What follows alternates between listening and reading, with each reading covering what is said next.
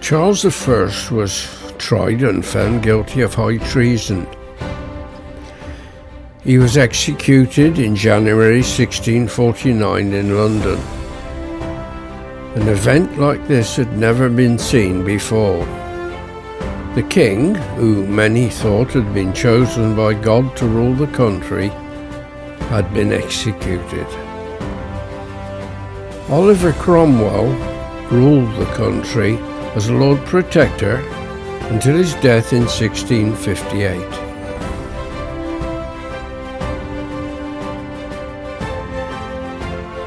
Charles II was crowned King of England and Scotland, then separate countries, on January the 1st, 1651.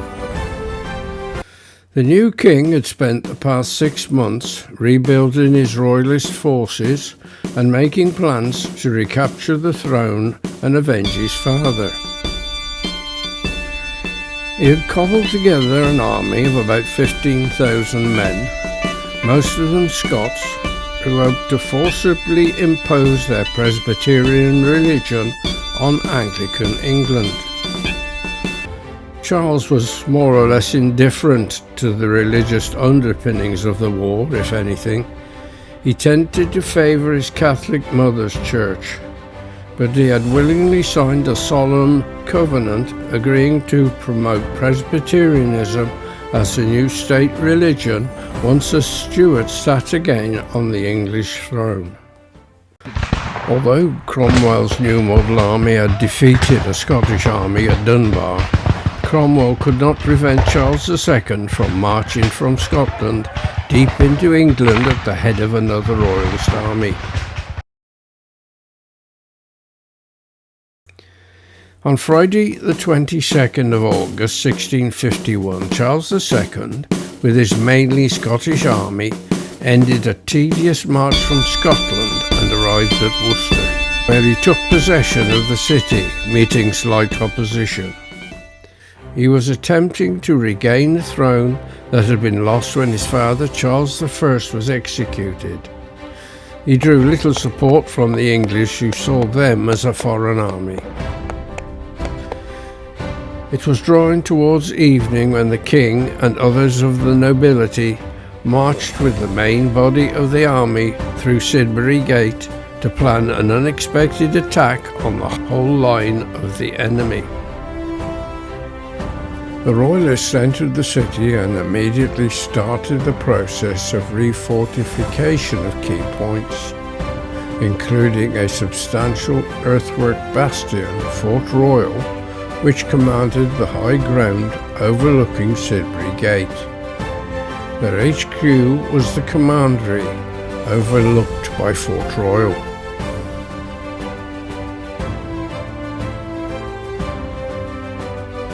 On the 3rd of September, the Parliamentarians left Upton and started the 10-mile march to Worcester. As a preliminary to advancing to attack the Royalist army in Worcester, Fleetwood's army collected sufficient boats to build 2 floating bridges for the crossing over the River Teme and Severn immediately outside Worcester. Around midday, Royalist troops, aware of this movement, confronted them at Powick without success. The Royalists then retreated to Powick Bridge, where they could use the River Teme to aid their defence. King Charles, at the beginning of the battle, watched the fighting along the River Teme, which was described as extremely bitter, from the tower of Worcester Cathedral. Cromwell was also watching the struggle along the River Teme from the high ground on the east bank of the River Severn. All the Royalist contingents along the River Teme fell back in disorder, in some cases amounting to rout, to the city of Worcester, crossing by the main city bridge. While the battle on the west of the River Severn raged for some 2 hours, King Charles rode back through Worcester and launched an attack by 2 columns of Royalist infantry on the parliamentary right wing. Charles led the right-hand column against the parliamentary troops on Red Hill, while the Duke of Hamilton attacked into Perry Wood, the 2 forces marching out through Sidbury Gate, covered by the fire from the guns in Fort Royal. The parliamentary troops in these positions comprised inexperienced militia and fell back all along the line under the pressure of the Royalist assault. A few parliamentary cavalry still on the east bank of the River Severn arrived in support. They were few in number and they were pushed back by the Royalist attack. The King's troop advanced, but instead of meeting with small and struggling parties, they found Cromwell's army arranged and awaiting their approach with Cromwell at the head.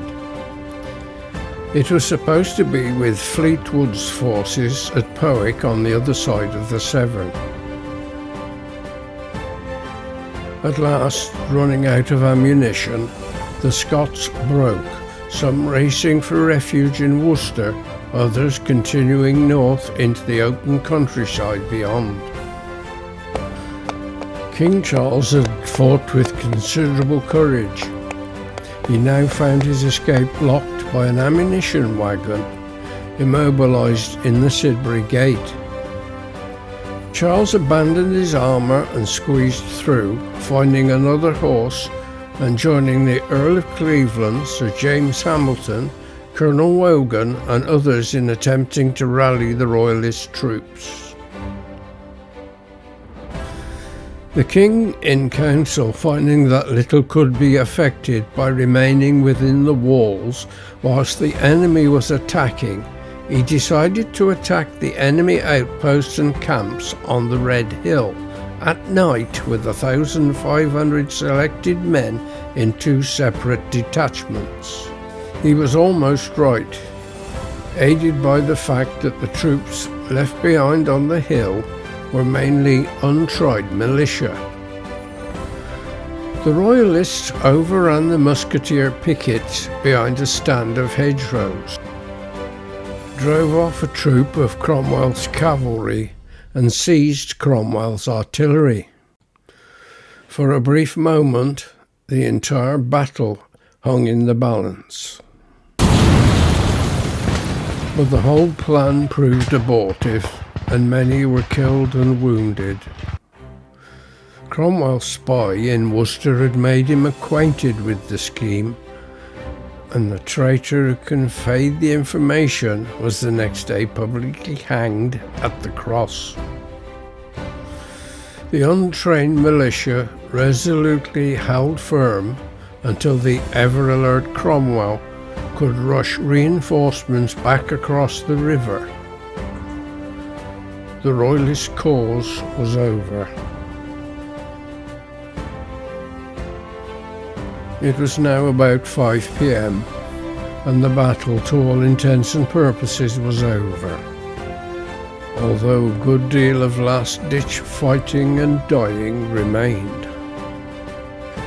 Many Scots took refuge in the earthworks at Fort Royal, a small redoubt overlooking Sidbury Gate, refusing a personal plea from Charles to come out and make a stand.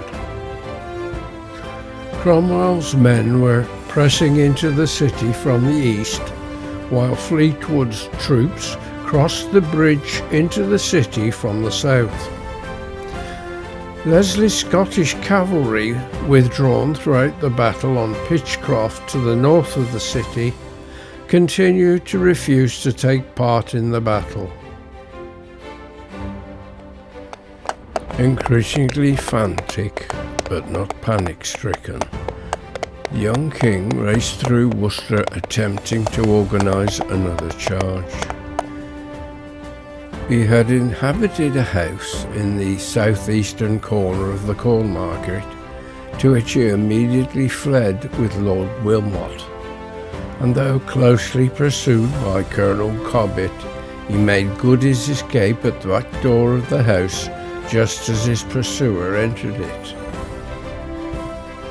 Gibbets were erected at the doors of many of the most active and loyal citizens, particularly one at the mayor's door, 48 feet high, from which he narrowly escaped, a fever putting an end to his life the night before he was to have been executed. By dawn the next day, Worcester was a smouldering wreck, with its streets littered with the dead and wounded. After the Battle of Worcester, King Charles II escaped with a small party of senior Royalist officers. Making a detour, the king turned west and finally headed for the south coast. During his stay at Boscobel House, King Charles II hid in an oak tree as parliamentary troops searched the surrounding woods. The king eventually reached Shoreham on the south coast in Sussex and took ship to France.